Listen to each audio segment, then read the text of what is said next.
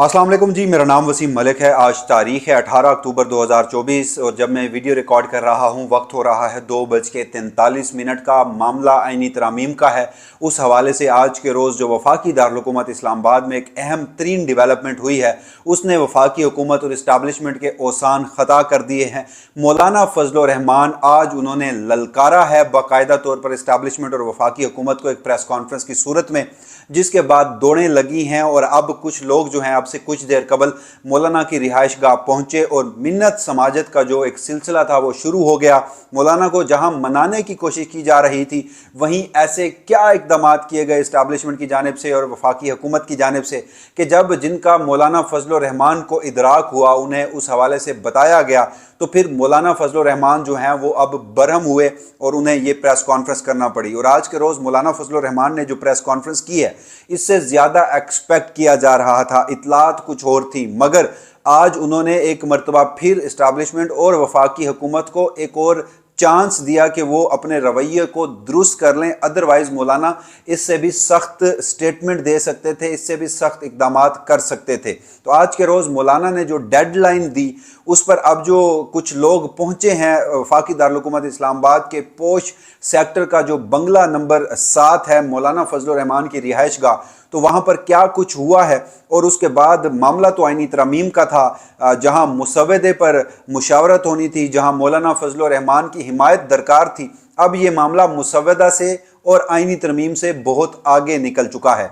तो हालात किस तरफ जाएंगे, मौलाना फजल रहमान अब मुस्तकबिल में क्या करने जा रहे हैं, और आज के रोज़ यानी जो कौमी असम्बली, सेनेट और वफाकी काबीना का इजलास बुलाया गया था, जिसमें ये दावे किए गए थे कि आईनी तरमीम जो हैं वो आज के रोज़ सेनेट से मंजूर करवा ली जाएंगी और वफाकी हुकूमत के पास नंबर गेम पूरा है और मौलाना फजल रहमान से इत्तफाक हो चुका है। तो इन तमाम तर दावों की जो कलई है वो आज की इस वीडियो की सूरत में आपके सामने रखूँगा, खोलूँगा। मगर उससे कबल सवाल ये पैदा होता है कि आखिर ऐसी क्या वजह बनी कि मौलाना फजल रहमान जो हैं उन्हें ये स्टांस लेना पड़ा। तो जनाब हुआ कुछ यूँ कि जो एक रात गुजरी है, उससे जो गुज़श्ता रात वफाकी दारुल-हुकूमत इस्लामाबाद और मुल्क भर में आईनी तरमीम के लिए 63 एक चीफ जस्टिस काजी फैज़ा के फैसले के बाद जो इस मुल्क की इस्टाब्लिशमेंट ने, एजेंसियों ने, पुलिस की मदद से जो एक नई रिवायात तय की, शाह महमूद कुरैशी साहब की जो बहू हैं ज़ैन कुरैशी साहब की अहलिया, उन्हें अगवा किया गया। पाकिस्तान तहरीक इंसाफ के MNAs को अगवा किया गया और उसके बाद बिलखसूस सेनेटर अख्तर मेंगल, उनकी जो सेनेटर हैं नसीमा एहसान साहिबा और उनके जो दूसरे सेनेटर हैं उनको अपने बेटे के साथ अगवा किया गया।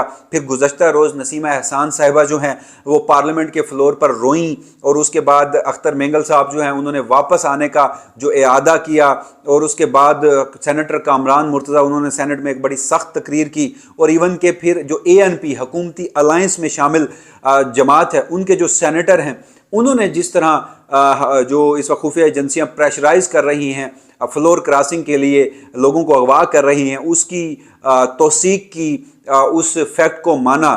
तो मौलाना फजल रहमान को जब इस सारे मामले के ऊपर ब्रीफ किया गया तो फिर मौलाना फजल रहमान भड़क उठे, सीख पा हो गए। अभी उन्हें इस सारे मामलात के हवाले से खबर दी जा रही थी कि फिर अचानक उन्हें यह भी खबर दी गई कि हजूर आपकी जमात का एक सेनेटर है उसे उठा लिया गया है, दूसरे सेनेटर को धमकी दी जा रही है और जो तीसरे सेनेटर हैं उसे पैसों की लालच दी जा रही है।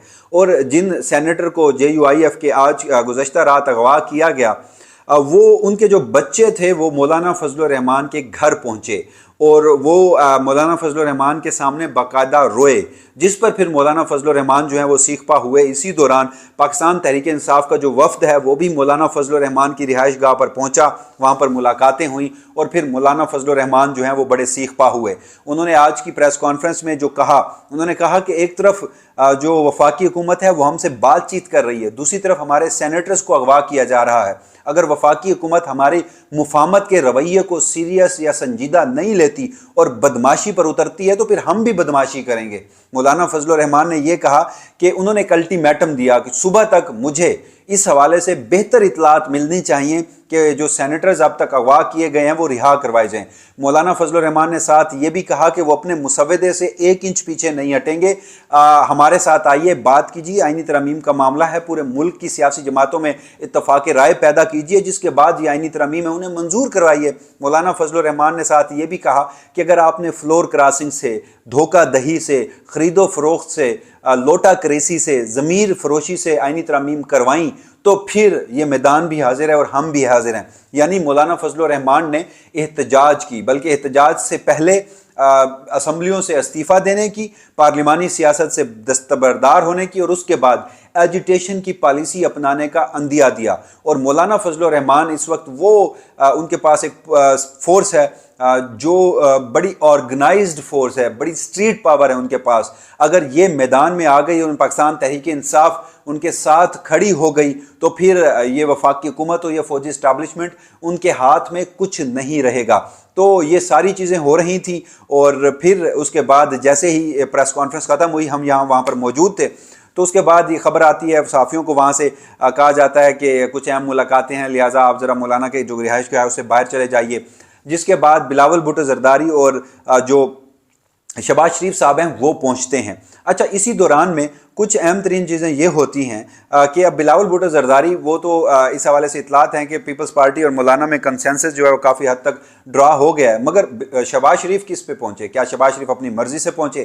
کیا شہباز شریف کے پاس اس وقت مولانا کے سینیٹرز رہا کرنے کا اختیار ہے؟ بالکل نہیں۔ مولانا سے آج کی پریس کانفرنس میں جب سوال ہوا کہ آپ کے نزدیک ان آئینی ترامیم کے پیچھے کس شخصیت ہیں، تو انہوں نے کہا کہ اس وقت بہت بڑی شخصیت ہیں۔ پھر وہ وہاں رکے، انہوں نے وہاں پاز لیا، اس کے بعد ہنستے ہوئے کہا کہ محسن نقوی ہیں۔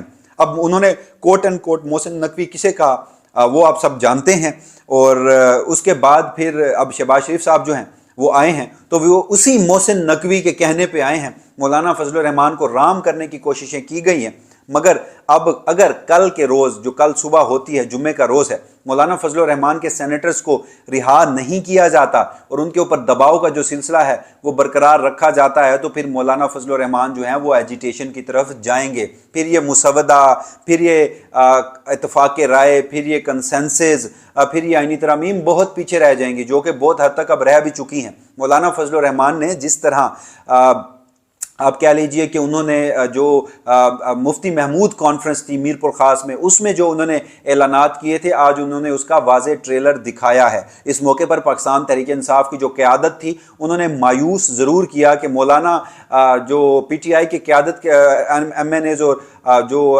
غالباً ایم این ایز اور سینیٹرز ہیں ان کے خلاف ہونے والی ریاستی فسطائیت پر کنڈیم کیا، سوالات اٹھائے، وہیں پاکستان تحریک انصاف کے جو رہنما موجود تھے ان کے منہ سے مولانا فضل الرحمان کے سینیٹرز کے ساتھ جو کچھ ہو رہا ہے کوئی لفظ نہیں نکلے، بلکہ اپولوجیٹک رویہ تھا، بلکہ آپ یوں کہیے کہ مولانا فضل الرحمان مزاحمت کی پالیسی اپنا رہے تھے تو پاکستان تحریک انصاف والے مفاہمت کا درس دے رہے تھے۔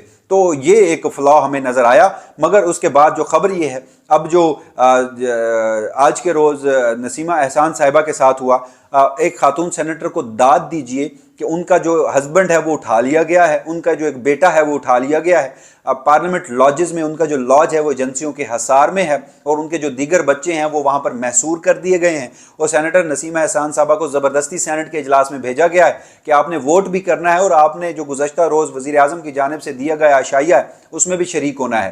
پھر وہ فلور آف دا ہاؤس آئیں اور وہ نہ کہتے ہوئے بھی بہت کچھ کہہ گئیں۔ تو صورتحال اب جناب یہ بن چکی ہے، تو اس حوالے سے اب دیکھنا ہے کہ مزید کل کا دن جو ہے وہ کیا رخ اختیار کرتا ہے۔ برل قومی اسمبلی اور سینٹ کا اجلاس بلایا گیا تھا، وفاقی کابینہ کا اجلاس بلایا گیا تھا، جو اب آپ دیکھیے گا کہ آج کے روز بھی ملتوی ہوگا، مزید ٹائم کے لیے ملتوی ہوگا، کیونکہ گزشتہ روز خبریں یہ چلوائی گئیں کہ مولانا فضل الرحمان کے ساتھ اتفاق ہو چکا ہے، اور اتفاق یہ ہوا کہ مولانا نے جو آج پریس کانفرنس میں جو اس وقت خواہش تھی اس ملک کی فوجی اسٹیبلشمنٹ کی، اس وقت حکومت کی خواہش تھی، اس خواہش کے مینار جو ہیں وہ گرائے ہیں، جو للکارا ہے، بغاوت کی دھمکی دی ہے، اس سے نیندیں اڑی ہیں، دوڑیں لگی ہیں، اور اس کے ساتھ ساتھ جو اور اس حوالے سے اطلاعات وہ یہ بھی تھیں کہ جو کچھ صحافی اور کچھ سیاستدان جو ہیں وہ کلیم کر رہے تھے کہ وداؤٹ مولانا فضل الرحمان جو ہیں وہ معاملات جو ہیں وہ سنجیدہ ہو چکے ہیں۔ اور وداؤٹ مولانا فضل الرحمان جو ہیں وہ وفاقی حکومت جو ہے وہ نمبر گیم حاصل کرنے میں کامیاب ہو چکی ہے۔ آج کے روز سینٹ کا اجلاس جو ہے اس میں آئینی ترامیم منظور کروائی جائیں گی۔ تو یہ سراسر جھوٹ ہے، یہ سراسر غلط خبریں ہیں۔ اگر مولانا کے بغیر نمبر گیم پورا ہوتا تو ایک طرف مولانا سے جب بات کی جا رہی تھی تو پھر دوسری جانب مولانا فضل الرحمان کے سینیٹرز کے ساتھ یہ کیوں ہو رہا تھا؟ تو اس وقت ریاست جو ہے وہ بخلاہٹ کا شکار ہے، آئینی ترامیم ہر صورت کرنی ہے جو کہ ہوتی دکھائی نہیں دے رہی۔ میں آپ کو بڑے عرصے سے تواتر سے کہہ رہا ہوں کہ مولانا فضل الرحمان اپنے سٹانس سے پیچھے نہیں ہٹیں گے، جو کہ آج تک نہیں ہٹے۔ میں آپ کو تواتر سے کہہ رہا ہوں کہ آئینی ترامیم کے لیے بڑی ہی ہارڈ کور قسم کی اٹیمپٹ جو ہے وہ کی جائے گی مگر کامیاب نہیں ہوں گی۔ تو آج کی تاریخ تک جب میں ویڈیو ریکارڈ کر رہا ہوں آئینی ترامیم کے لیے ماحول جو ہے وہ سازگار نہیں ہے۔ وہ جو میجک نمبر سینٹ اور قومی اسمبلی میں ہے وفاقی حکومت کے پاس نہیں ہے۔ آج کے روز بھی جو آئینی ترامیم ہے وہ مجھے منظور ہونا تو دور کی بات ٹیبل ہوتی بھی نظر نہیں آ رہی۔ تو یہ تمام تر تفصیلات ہیں۔ اب دیکھتے ہیں کہ معاملات کیا رخ اختیار کرتے ہیں۔ آج کے روز الیکشن کمیشن کا جو اجلاس ہے وہ بھی طلب کیا گیا، ممکنہ طور پر مخصوص نشستیں قومی اسمبلی میں دینے کی ایک حتمی اٹیمپٹ جو ہے وہ کی جانی ہے کہ چیف الیکشن کمشنر مخصوص نشستیں پی ٹی آئی کو دینے کے بجائے حکمران اتحاد کو دے دیں، بدلے میں چیف الیکشن کمشنر کو ایکسٹینشن مل جائے۔ مگر تب بھی سینٹ میں نمبر گیم جو ہے وہ پورا نہیں ہے۔ لیکن اس دھونس دھاندلی اور جبر سے بھی اگر یہ آئینی ترامیم منظور کروانے کی کوشش کی گئی تو ایک طرف اس ملک میں جو طلبہ ہیں، اس ملک کی جو عوام ہے وہ تو کسی لیڈر کی تلاش میں ہے کہ کوئی ایک ایسا لیڈر جو انہیں لیڈ کرے اور وہ اس نظام کے خلاف باہر نکلیں۔ پاکستان تحریک انصاف کا جو احتجاج تھا لیڈر لیس تھا۔ پاکستان تحریک انصاف کی جتنی بھی باہر کی قیادت ہے وہ کمپرومائز ہو چکی ہے، اس کے باوجود بھی لوگ نکلتے ہیں۔ آج کے روز بھی احتجاج کی کال ہے، پورا ملک جو ہے کنٹینر لگا دیے گئے، اسلام آباد میں دفعہ 144، پنجاب میں دفعہ 144، اور اس کے ساتھ ساتھ پاکستان تحریک انصاف کہ لوگ کتنے نکلتے ہیں۔ جو طلبہ ہیں وہ اس وقت میدان میں ہیں، وہ اس وقت بغیر کسی تحریک کے ملک بھر میں احتجاج کر رہے ہیں۔ اور اگر یہ پھر آج کے روز وکلا نے بھی متفقہ پریس کانفرنس کرنے کا اعلان کیا ہے، تو اگر مولانا فضل الرحمان کے بغیر آئینی ترامیم کی گئی یا پھر ان کی پارٹی سے چھیڑ چھاڑ کی گئی تو پھر انہوں نے بھی ایجیٹیشن کی کال دے دی ہے۔ تو ان حالات جو انتہائی غیر معمولی ہیں، سبکی کا سامنا اسٹیبلشمنٹ اور وفاقی حکومت کو کرنا پڑ رہا ہے۔ تو اب دیکھتے ہیں کہ صورتحال کیا رخ اختیار کرتی ہے۔ جو بھی فردر ڈیولپمنٹ ہوں گی وسیم ملک اپنے اسی پلیٹ فارم سے آپ کو آگاہ رکھے گا۔ تب تک کے لیے مجھے دیجیے گا اجازت۔ اللہ نگہبان۔